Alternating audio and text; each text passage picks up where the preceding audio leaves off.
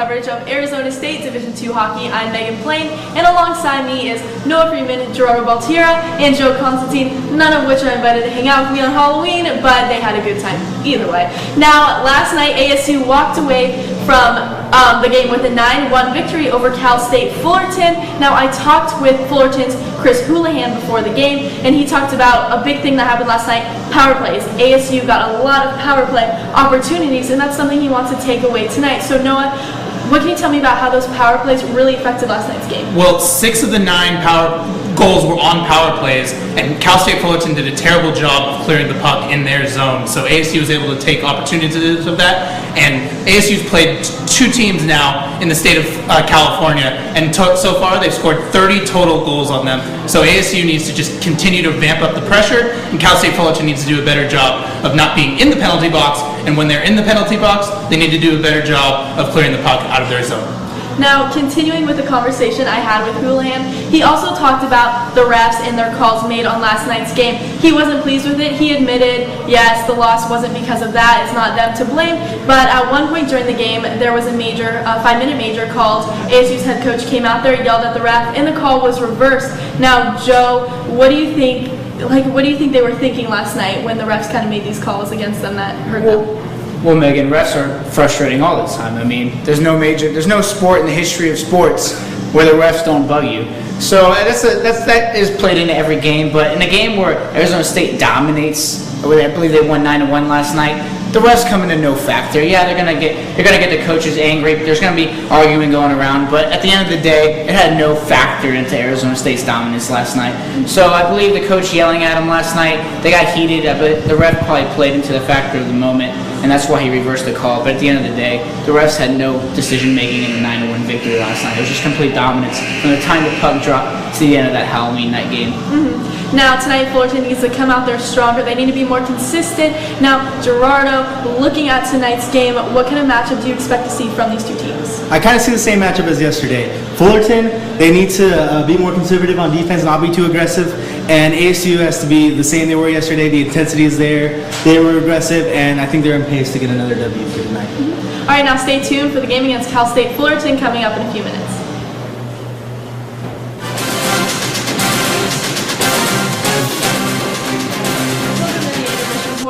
Report after the first period. ASU walked away with 4 goals. There are 4 of us. Now, after that first period, one of the big things we can focus on are the goalies. What can you tell us about kind of the stories behind each team's goalie? Well, Trevor Wada was supposed to come in and do a great job. Last year, Cal State Fullerton had a goalie who guided them to 23 wins. And Trevor Wada really hasn't been filling those shoes, so Trevor Wada really needs to get going in that second period. As for Arizona State, Ryan Saltenreich started last night, gave up 1 goal. He's pitched a shutout here through 1 period, so he's been doing a great job so far, and I don't see anything changing on Saltenreich's part. Well, no, consider how many shots Arizona State got off in that first period. He only allowed 4 goals. Not saying he's doing a fantastic job, but he's doing a pretty decent job considering Arizona State getting in the crease area so much in the first period. I think puck control is definitely something that Cal State Fullerton needs to work on. They've really had the puck in their zone most of the time, so Arizona State has been doing a great job pressurizing Trevor Wada. Now, when we look at our goalie, some of the things that he needs to work on is trying to keep those rebounds from coming off of him. I mean, that's giving the other team a chance to score, which they haven't yet, but they could take advantage of those opportunities at some point during this game. Now, let's go ahead and throw in a little debate. We're going to look at Fullerton. They're down by 4 already, and 2 goals is said to be the biggest deficit that is really hard to come back from in hockey. Now, do you guys think that Fullerton will be able to come back in this game? I don't think so. If they want to get anywhere close to this game, they have to clean it up. They're playing sloppy. They're barely making any passes. They can't complete any, and they just have to really clean it up to get back in this game. I mean, when I look at Cal State Fullerton, they strapped on the skis and they're on a downhill slope for the rest of this game. They're not coming back. I hate to break it to them, but Arizona State's dominating the puck. They're dominating it from every puck drop. They're dominating the time in the zone. Every time Cal State Fullerton gets the puck in their zone, it's like a little celebration going on because it doesn't happen very often. So I like to see Arizona State just continue to dominate the rest of this game and really take more advantage and get more of the reserves in the game. Should I make this a unanimous debate? I guess I will, because I don't think Cal State Fullerton can come back from this. Arizona State is 8-1 for a reason. They have a high potent offense. They're averaging 7.5 goals per game, so I don't think Cal State Fullerton is going to come back from this, especially considering Trevor Wada is inconsistent. ASU can't lose confidence, though. Because if we lose the confidence, well, if ASU loses the confidence, you never know. Fullerton can come back in, make some shots, and get back in this one. No, I feel like we're on X Factor. Yes. You're going to Vegas, right?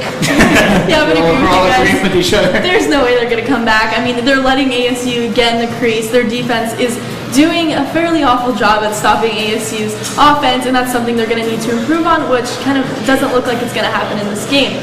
Now, looking ahead, Arizona hopes to lead more onto that 4-0 lead they have already, while Fullerton hopes to pick it up offensively and try and come back in this game. Now we're going to send it back out to you guys. Here we are at the next intermission. Now Arizona walked away with another 4 goals. They're leading right now 8-0. Now, one of the things we did see in that period was a goalie change for Fullerton. Now, Noah, what can you tell me about the difference that made in the game? Well, Jesse Chabluski came in. He's actually their normal goaltender. He's had a 3-0 record, and unfortunately, Trevor Wada gave up four more goals in that period. So Chabluski was inserted, and he gave up another 3. And I don't see anything different between the Cal State Fullerton goalies. Their defense has just been awful lately. Yeah, another goal for each one of us, right? 8-0. Yeah, now we have 2 goals. Now, you did mention their defense. You guys like to disagree with me on this one, but I'm going to go ahead and say Fullerton's defense improved than they did in the first period, and we saw a lot of the shots coming from the point area for ASU. So I'm going to go ahead and say that Fullerton, they stepped it up. They did a lot better in that second period, but they definitely can still improve. Well, I'm agree with you, actually. They kept Arizona State out of the crease, which is where they were the whole entire first period. Second period, they made Arizona State come out towards the blue line, hit shots from the point, which Arizona State still did, scoring 4 goals in the second period, which is actually good for Arizona State. They're getting the best of both worlds. They got their crease work in the second period, they got their point work in the they got their crease work in the first period, they got their point work in the second period. Third period's a free-for-all, I'm going to say. So Arizona State just getting... Yeah, Cal State Fullerton, as you saw, did improve, but improved on that on the one section. They weren't allowing their crease shots, but the point shots were still there. While it is an improvement, like you guys mentioned, they still gave up 4 goals, so it's a really big mystery for what Cal State Fullerton's going to do in that third period. I'd say that Arizona State tacks on 4 more goals, make it an even 12. I'm going to agree with you on that one. I think it will come out to 12. Now, when we look at some of the standout players so far in this game, who stands out to you guys? Well, the whole team stands out to me. Everyone's playing. They're playing as a complete unit tonight. It's not one guy doing his own thing. Everyone's playing as a team. They're fired up on the bench. They're having fun. And I think that starts with Havrilliak at the captain spot. It's coming down from him. It's like a tree effect. They're all having fun. They're all moving the puck around. It's just a great night for Arizona State, I believe. Well, while Austin Ehrlich and Brady Morgan are the 2 leading scorers right now for Arizona State, they didn't start tonight, so that second line has been really good for Arizona State, allowing a ton of goals to be scored. And I just think that Arizona State's bench is doing a great job, and it just shows the deep presence that they have for this team. I'm also going to throw in Hughes. I think he's done a great job at trying to put those shots on goal to give these other guys the opportunity to score. So I'm going to throw his name in there as well. I think he's definitely one of the standout players in this game. Now, when we look at things that ASU maybe needs to improve on, is there anything you guys can think of? Well, I look at penalties. Arizona State stayed out of the box the whole first period. Second period, they got a little too aggressive. They had 3 penalties in that period, and they were just kind of getting out of hand, getting a little frustrated because they weren't moving the puck as well as they were in the first. Again, 4 goals for Arizona State, so they're still moving the puck really well. But again, those periods can't have that, especially when you're playing better teams down the road. They need to be able to relax and contain a lead and just play through the whole game without penalties like that. Yeah, just like Joe said, you got to just keep the pace there, have the confidence, not make as many penalties as they did second period, and if all works out, ASU should come out with it. For me, the biggest improvement that Arizona State needs to make is Ryan Seltenreich. He did a great job in that first period of not allowing Cal State Fullerton to get into his zone, but in that second period, like you guys said, the penalties really killed Arizona State and allowed Cal State Fullerton to get more shots on goal, and Ryan Seltenreich didn't really do a good job of combating that, so I think Ryan Seltenreich needs to do a better job in goal. Now, another thing I noticed is when I talked with Fullerton's coach before the game, he talked about how he wasn't happy with the refs last night. Now, tonight, we can hear ASU's coach down there. He was very frustrated with some of the calls the refs were making. What kind of input do you guys have on that? Well, some of the stuff we can't really say on this broadcast, but exactly, it's still to me, Arizona State's doing a great job, and it's just frustration on the coach's part. If they're not executing the game plan, then obviously you're going to get teared out by your coach. So that's for me. Yeah, you can't really control what the refs are going to do, so that's just them. Arizona State just got to play the third period. They come out with the win. Move on to next week. Now, looking at the end of this game, what do you all predict the final outcome to be? I'm going to go 12-1. I believe Cal State's going to go with some dignity. They're going to try and put a goal in late. But I'm going to go 12-1. I'm going to go with an even floor, like Noah said earlier. All right, yeah, now the third period is about to start, so stay tuned, and we'll throw it back. Welcome to the post show. Now ASU walked away from that game with a 15-1 victory. Once again, they held the other team to only 1 goal. They scored a bit more this time compared to the 9 last game. Now, one of the big factors we've been looking at tonight, defense. Fullerton's defense, they really needed to step it up, and they couldn't do it. They went back in the third period. They reverted back to what they had done in the first period, which was letting ASU get into the crease and score goals that way. So, what can you tell me about the change from just throughout the game? Well, I was right, by the way, in Cal State Fullerton scoring 1 goal. As far as Arizona State's goal, I was right. Cal State Fullerton couldn't find an answer. They take away the crease play in the second period, making Arizona State come out to the point. In the third period, they take away the point play. Arizona State just goes back to the crease, moves the puck around fantastically, and that's why they scored 7 goals that period. It was just 5 goals that period. I can't do math apparently. Yeah, Cal State just has to. Cal State Fullerton has to be more balanced. That's what we saw. It was either what you just said. It was either the point plays or the crease plays that would affect them. So next game, they just got to balance that out and get better on defense. One word to sum up Cal State Fullerton's defense: implode.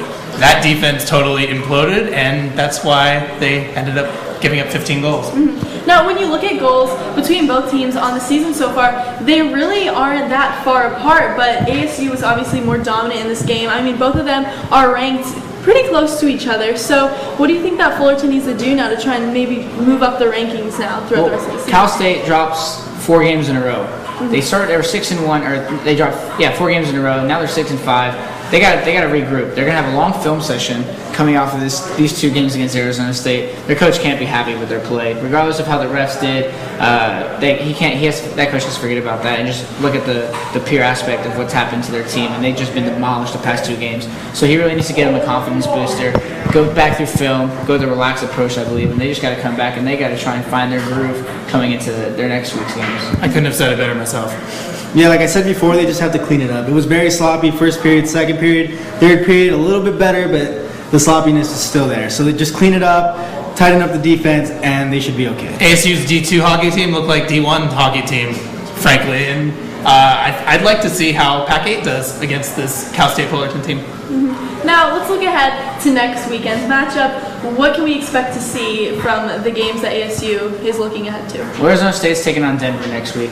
I expect the same thing for Arizona State as far as puck movement and getting it to everybody. Tonight, they distributed it to every single player on the team. They had a majority of goals, 1 hat trick for them, that's good. But again, playing like Spurs basketball in a sense, so they're just moving the puck around, everyone's touching it. So that's why I look for Arizona State. They're going to continue their play as they have all season. That's why they're a 9-1 team in this league, and they're showing their dominance. So I believe Denver's going to be no match for Arizona State next week. I like Denver, really. I think they're a really good hockey program. I've heard a lot about them in the news lately. But again, like you said, Arizona State's 9-1 on the season, and they're playing like an elite team right now. And if they keep rolling, they might just exceed this goal total that we've seen. Arizona State has played 2 California teams, as I mentioned at the top of the broadcast, Cal State Fullerton, College of Canyons. In total, for 3 games, 45 goals. So that offense isn't going to stop. It's a juggernaut.